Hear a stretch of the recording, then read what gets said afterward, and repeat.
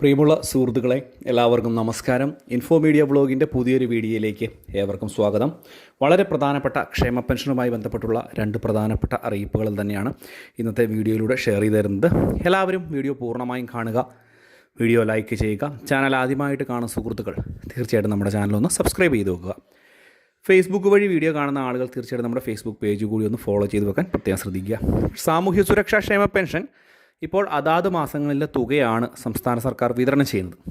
ഇലക്ഷനോട് അനുബന്ധിച്ച്, അതായത് തദ്ദേശ ഭരണ തെരഞ്ഞെടുപ്പിനോട് അനുബന്ധിച്ച് തുക വർദ്ധിപ്പിക്കുന്ന ഒരു സാഹചര്യമുണ്ടായി. എന്നിരുന്നാൽ പോലും അതിനുശേഷം ഇലക്ഷനിൽ വലിയ തിരിച്ചടി നേരിടുന്ന ഒരു സാഹചര്യം ഉണ്ടായി. പെൻഷൻ തുക വർദ്ധിപ്പിച്ചു എന്ന് പറഞ്ഞ് ഇലക്ഷനിൽ വലിയ മാറ്റങ്ങളൊന്നും ഉണ്ടായിട്ടില്ല എന്നുള്ളത് സംസ്ഥാന സർക്കാരിന് തന്നെ ഒരു വലിയ തിരിച്ചറിവായിരുന്നു എന്നുള്ളതാണ് ഏറ്റവും പ്രധാനപ്പെട്ട കാര്യം. മാത്രമല്ല, ഇപ്പോഴത്തെ ഒരു സാഹചര്യത്തിൽ ഇപ്പോൾ പുതിയ നടപടികളിലേക്ക് പോകുന്നു എന്നുള്ള വളരെ പ്രധാനപ്പെട്ട അറിയിപ്പാണ്. ക്ഷേമ പെൻഷൻ വീണ്ടും വർദ്ധിപ്പിക്കുവാനുള്ള ഒരു നടപടി, അതായത് അടുത്ത നിയമസഭാ ഇലക്ഷന് മുമ്പാകെ തന്നെ തുക ഗണ്യമായ രീതിയിൽ വീണ്ടും വർദ്ധിപ്പിച്ച്, അതായത് ഇപ്പോൾ പ്രകടന പത്രികയിൽ മുൻപ് പറഞ്ഞിരിക്കുന്ന ആ ഒരു തുക എത്തിക്കുവാൻ വേണ്ട നടപടികളിലേക്ക് ആലോചിക്കുന്നു എന്നുള്ള റിപ്പോർട്ടുകളാണ് വരുന്നത്.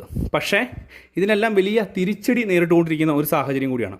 നിലവിൽ കടമെടുത്തുകൊണ്ടാണ് ക്ഷേമ പെൻഷൻ തുക വിതരണം ചെയ്യുന്നത് എന്നുള്ളൊരു കാര്യം നമുക്കെല്ലാവർക്കും അറിയാം. സാമൂഹ്യ സുരക്ഷാ ക്ഷേമ പെൻഷനും ശമ്പളവും ഒക്കെ പല തവണകളിലായിട്ട് കടമെടുത്തുകൊണ്ട് വിതരണം ചെയ്യുന്ന ഒരു സാഹചര്യമാണ്. കേരളത്തിൽ കൂടുതലായിട്ട് വരുമാനമില്ലാത്തതുകൊണ്ടും ഒക്കെയാണ് ഈ ഒരു തുക കൂടുതലായിട്ട് കടമെടുത്തുകൊണ്ട് ഈ ഒരു വിതരണം ചെയ്യുന്നത്. പക്ഷേ ഇപ്പോൾ കടമെടുപ്പ് പരിധിയിൽ കേന്ദ്ര സർക്കാർ ഒറ്റത്തവണയായി ഏകദേശം 5000 കോടി രൂപയ്ക്ക് മുകളിൽ വെട്ടിക്കുറയ്ക്കുന്ന ഒരു സാഹചര്യമുണ്ടായി.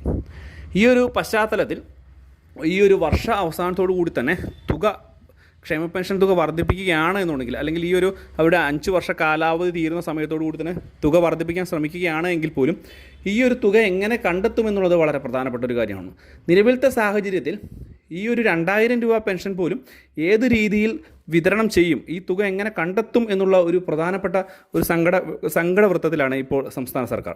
പ്രത്യേകിച്ച് 250 കോടി രൂപയ്ക്ക് മുകളിൽ കൂടുതലായിട്ട്, മുൻപ് 1600 രൂപ കൊടുത്തിരുന്ന സമയത്തെക്കാളും ഏകദേശം 250 കോടി രൂപയ്ക്ക് മുകളിൽ സംസ്ഥാന സർക്കാർ അധികമായിട്ട് കണ്ടെത്തേണ്ടതായിട്ടുണ്ട്. 2000 രൂപ എന്ന് പറയുന്നത് പ്രതിമാസം വിതരണം ചെയ്യുന്നത് അത് വലിയൊരു സാമ്പത്തിക സഹായവും ഒരു സാമ്പത്തിക ആശ്വാസവുമാണ് സാധാരണക്കാരായിട്ടുള്ള ജനങ്ങൾക്ക്. എന്തുതന്നെയായാലും ക്ഷേമ പെൻഷൻ തുക ഇനി കറക്റ്റായിട്ട് അങ്ങോട്ട് കിട്ടുമോ എന്നുള്ള കാര്യം പോലും വീണ്ടും നമ്മൾ ചിന്തിക്കേണ്ടിയിരിക്കുന്നു. മാത്രവുമല്ല, അടുത്ത ഒരു ഗവൺമെൻറ് അധികാരത്തിൽ വരുമ്പോൾ, അത് ഏത് ഗവൺമെൻറ് ആണെങ്കിൽ പോലും അധികാരത്തിൽ വരുന്ന സമയത്ത് ശ്രദ്ധിക്കേണ്ട ഒരു കാര്യം, ഇത്രയും വലിയൊരു തുക കണ്ടെത്താൻ സംസ്ഥാന സർക്കാരിന് വീണ്ടും വലിയ ബുദ്ധിമുട്ടുണ്ടാകുകയും ഒരുപക്ഷെ പെൻഷൻ തുകകൾ വീണ്ടും മുടങ്ങിപ്പോകുന്ന ഒരു സാഹചര്യത്തിലേക്ക് എത്തുവാനുള്ള സാധ്യത മുന്നിൽ കാണുകയാണ്. പ്രത്യേകിച്ച് ഇപ്പോൾ ഭരണമാറ്റം ഉണ്ടാവുകയാണെങ്കിൽ പോലും അത് വലിയ രീതിയിൽ നമ്മുടെ പലതരത്തിലുള്ള ആനുകൂല്യങ്ങളിലും ബാധിക്കാനുള്ള ഒരു സാഹചര്യം നിലനിൽക്കുകയാണ്. ക്ഷേമ പെൻഷൻ വിതരണത്തിലൊക്കെ ബന്ധപ്പെട്ട് തന്നെ നമുക്കറിയാം ഏത് രീതിയിലുള്ള മാറ്റങ്ങളാണ് വരാൻ പോകുന്നതെന്ന്. എന്തുതന്നെയായാലും വളരെ പ്രാധാന്യം അറിയിക്കുന്ന ഒരു കാര്യമാണ് ക്ഷേമ പെൻഷൻ വാങ്ങുന്ന ആളുകൾക്ക്, പ്രത്യേകിച്ച് സാമൂഹ്യ സുരക്ഷാ ക്ഷേമ പെൻഷൻ്റെ വാർദ്ധക്യ പെൻഷൻ, വിധവാ പെൻഷനൊക്കെ വാങ്ങുന്ന ആളുകൾക്കൊക്കെ വലിയ ബുദ്ധിമുട്ടുണ്ടാകുമെന്നുള്ള കാര്യത്തിൽ യാതൊരു സംശയം വേണ്ട.